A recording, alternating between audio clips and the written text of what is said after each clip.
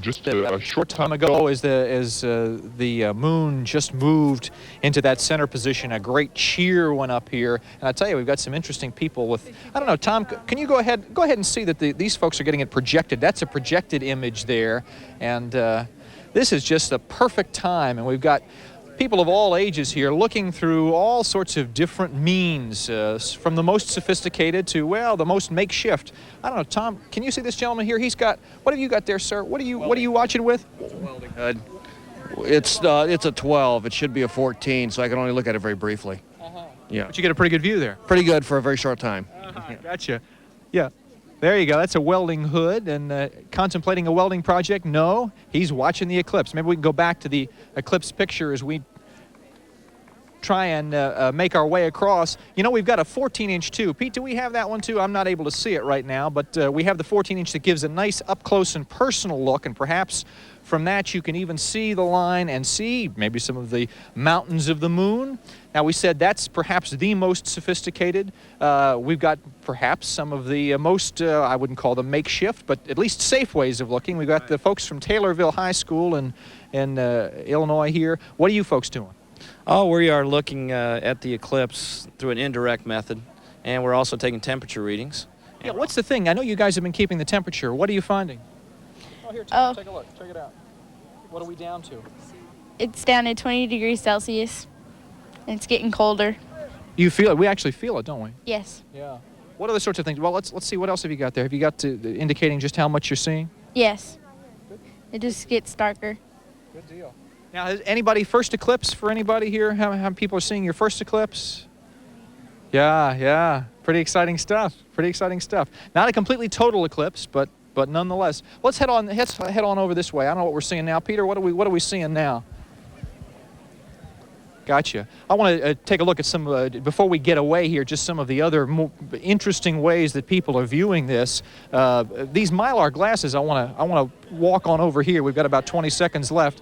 And there's a young lady. Perhaps you can see.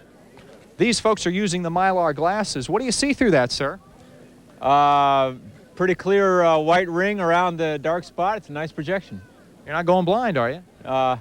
Who said that? Okay, again, the most sophisticated, the most makeshift. Everyone is enjoying the eclipse here. It is prime viewing time here in Springfield, Illinois. For now, I'm Jeff Locke, CNN, reporting live from the campus of Sangamon State University.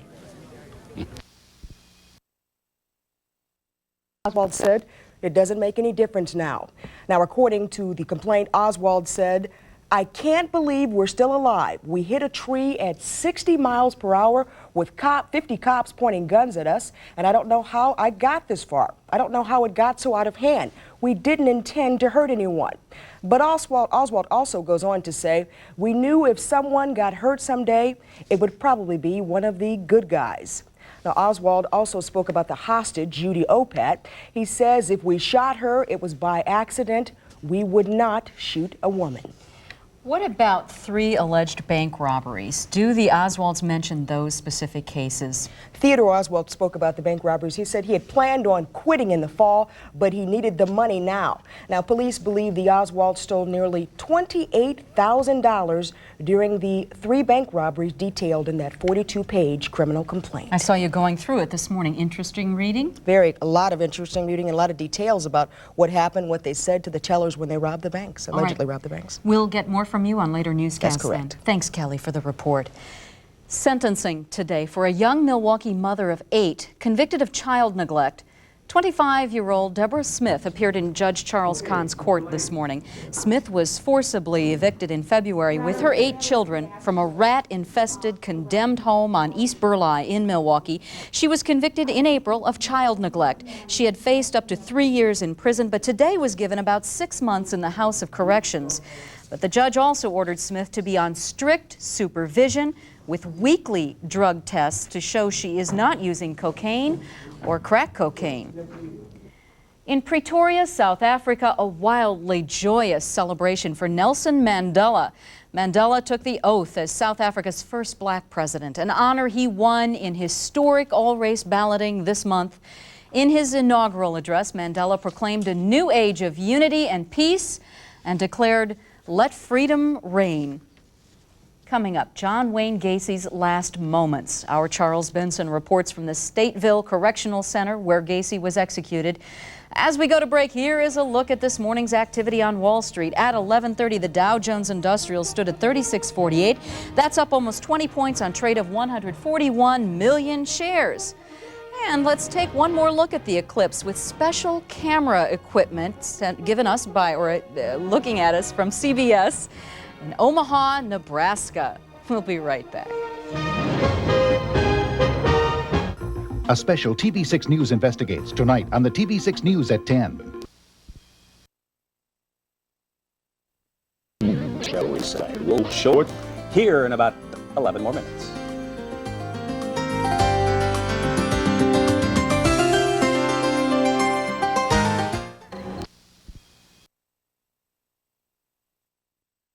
Picture of the eclipse from Omaha, Nebraska, where they are at about peak. 88% of the moon or sun is eclipsed now.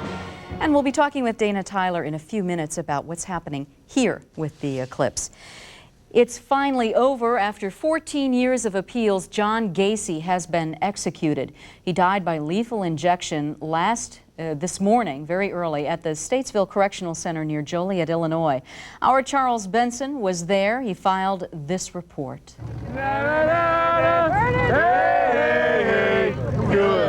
As midnight approached, several hundred people gathered outside the prison. Many seemed enthused about the execution. Others came to protest. I think we are on the verge of becoming serial killers ourselves if we are willing to execute all the men and women that are on death row today. A celebration, sort of a morbid concept, but it's just, I don't know, it's 13 years, 14 years is just too long, and I think it should be over with, and I'm glad it's happening. Behind prison walls, everything did not go as planned. A tube carrying the chemical that would stop Gacy's heart and kill him clogged. After a 15-minute delay, the execution continued, and Gacy died just before 1 a.m. There was no indication of any suffering at all. As I indicated, he took this deep breath inside and appeared to fall asleep. The victims' families say they wanted to witness the execution, but were denied access. I feel cheated that I no longer have a brother. That's where I feel cheated. Mr. Gacy cheated me and my family and all of these families behind me. A dozen journalists and the chief prosecutor in the case did get to see Gacy die. He got a much easier death than any of his victims. In my opinion, he got an easier death than he deserved. Charles Benson, TV6 News, near Joliet, Illinois. At the request of Gacy's family, his remains will be cremated. Here's what's coming up on TV6 this afternoon. Geraldo at 3 o'clock, and then at 4, American Journal with Nancy Glass. People suffering from binge eating, a compulsive eating disorder that can completely take over. And then Melody Wilson brings us the news at 4:30. We may pride ourselves on taking a reasonable scientific view of the event, but eclipses have terrified people throughout the ages. We'll report on eclipse superstitions. Vince Gibbons joins Melody at 5, and they'll give us a close-up look at the eclipse and show how some local people were watching or chose not to watch it today. 58 degrees right now at 12:12. You know that it's dropped 7 degrees just in the last hour, possibly because of what's happening in the skies. In just a few minutes, the eclipse will be at its peak here in Milwaukee, and Dana Tyler is up with that and the forecast. But as we go to break, another look at Omaha, Nebraska's eclipse. They are past peak there. Hey, you! It's Cam. Special equipment that CBS has allows us to show you this cosmic curiosity. These are the skies over Omaha, Nebraska. Well, let's talk about Mr. Food now. Mr. Food has easy bake chicken. Oh, I'm sorry. No Mr. Food today. We're going to be going to weather and Dana Tyler talking about the eclipse here. Dana has special equipment set up in the backyard of TV6, and she's all set to show us that now. That's right, and actually equipment that just about anybody could set up in their backyard, with the exception of the camera that we're doing for the time-lapsing. But if you're outside right now, you notice it's kind of eerie. It looks out the window. If you're not looking at the sun, you can see that there is kind of a gray cast to the sky, and we've dropped 7 degrees at Mitchell International in the last hour, so it feels much cooler. First of all, a look live at Omaha once again. You can see the moon is now exiting that phase. You can see a little more sunshine than maybe at the earlier part of the the newscast, I should say. And as it gets brighter and brighter there, we are reaching our peak here at 12:19 is officially our peak. Now back in the backyard here, we have 2 cardboard pieces. One has a pinhole in the top. You can do this in your backyard or even with a piece of paper. You don't want to look into the pinhole. You want the sunlight to go into the pinhole and it casts a shadow down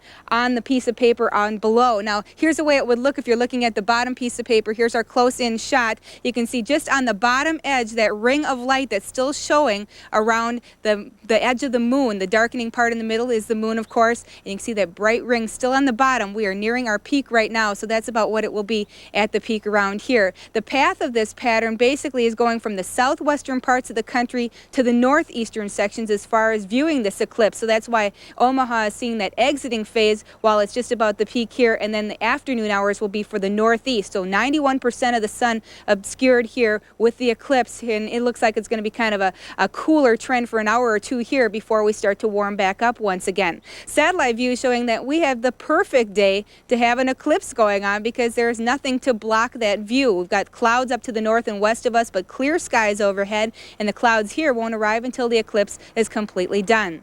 Now our temperature had made it up to 65 degrees at 11 o'clock. We're now down to 58. Definitely feels cooler. I can tell you there's partially an effect of the lake here because we do have a light east breeze, so that is helping to cool things down just a bit, but 50s and lower 60s across the state. When we get back into that bright sunshine, though, our temperature should pop right back into the low 70s this afternoon. As we head through the afternoon and get into the brighter sunshine once again, some storms will be developing to the north and west of us. Overnight, the clouds roll in, thunderstorms possible after midnight, and as we start out the day tomorrow, some lingering showers and thunderstorms early on. By the time we get into the latter part of the afternoon, a few showers back behind the storm system, and then a couple more dry days with bright sunshine again for Thursday and Friday. So here's a look at the Omaha eclipse and the weather statistics over the top of it. Again, this is the safest view you can get other than a projection view. 58 degrees at Mitchell International, 59 at Timmerman, 60 here at TV6, and 59 at Waukesha.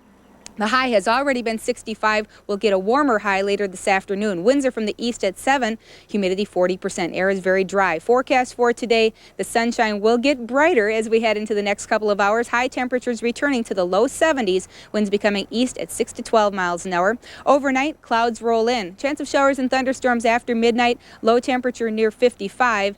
And maybe a peak of sun in the middle parts of the day tomorrow. Otherwise, we'll have a chance of showers and thunderstorms early and then more showers later in the afternoon. A windy day with high temperatures in the mid to upper 70s. On the extended outlook, it looks like this for the next couple of days. Couple dry ones Thursday and Friday. Warms back to 70 as we head into the weekend with showers and thunderstorms. So again, right now we're nearing our peak at 12:19 is the peak of the eclipse here in southeastern Wisconsin. Do not look at it directly. Look down at a projection view, or here at TV6 you can see it on the screen. Now I'm going to Ted Perry, and he's going to show you what's going on with the kids at Garfield School at the peak here. Dana, thank you. I'm learning to understand the solar eclipse thing from watching your reports and Vince Condella's reports last night, and from talking to 2 resident experts right here, Jacques and Corey Taylor, 3rd graders who were in the science club.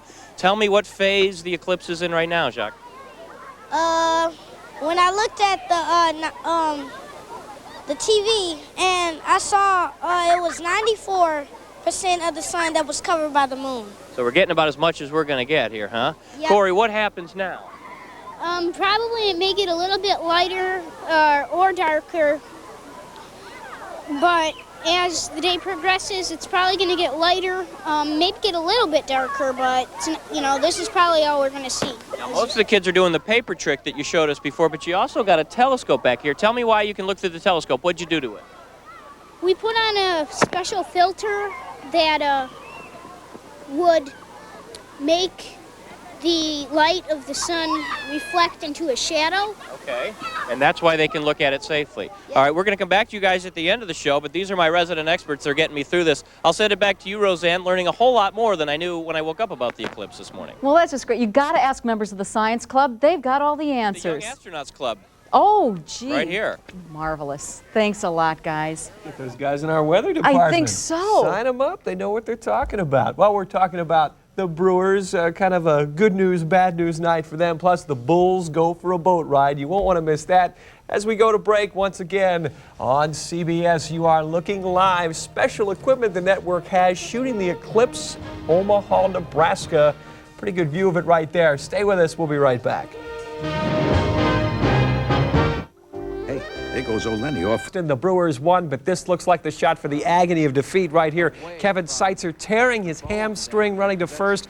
He could be out for at least a month. The better news, Mike Ignashik called up from New Orleans earlier in the day. Iggy pitching 5 solid innings to pick up the win. The firm of Orozco, Bronchi, Lloyd, and Scanlon, the tough relievers, they pitched the last 4 innings. And John Jaha, the big hit right here. Bases loaded, 2 outs in the 8th. JJ brings in 2 with a double to the gap. Brewers win at 7-4, moving into a first-place tie in the Central Division. Well, the Bayview High School girls softball team knows a thing or two about being in first place. The Red Cats are enjoying another strong season. They're after their 10th conference title in the last 14 years. Bayview has been recognized as a serious team, and we've all known the history of the teams all conference, players all conference, so we just take it seriously and do the best we can. I'm more concerned with the kids that they receive their due, and any way I can help them out. Annular eclipse. Now that's the sun. The ring of light is the sun, and the black dot in the middle is the moon. So it's no wonder why some places cool down from the 60s to the 50s. Concord, New Hampshire, one of those places. And millions of us were in the moon shadow today, and in places like Minneapolis, folks were out in force. Most were using special filters and instruments which project the image of the eclipse. In Chicago, thousands came out to enjoy the eclipse as well. Of course, there were plenty of people who just put their hands in the air to block the sun's rays. But this evening, those folks are probably wondering why they're seeing spots before their eyes. Those eclipse watchers were out all across the country to get a glimpse of this very rare astronomical event. Jill Brown takes us on a complete tour of the path of the annular eclipse of 1994. Though some areas had their view obscured by clouds, most parts of the country were afforded at least a partial view of the eclipse. Those in a path from New Mexico to Maine got the best view. Just north of El Paso, Texas, and White Sands, New Mexico, the eclipse reached annularity shortly after 10 o'clock Mountain Daylight Time. In nearby Cloudcroft, crowds waiting to view the eclipse had to battle cloudy skies at times, but were eventually rewarded with views like this. Because of the distance of the moon from the Earth at this point in its orbit, the moon only obscured about 88% of the sun's surface. That produces a brilliant ring of light like this scene from Wauseon, Ohio, near Toledo at around 1:10 Eastern Time. About 30 minutes later, those in Concord, New Hampshire were treated to a similar view as the eclipse path made its way out of the U.S. I'm Jill Brown, the Weather Channel. We've been marveling tonight.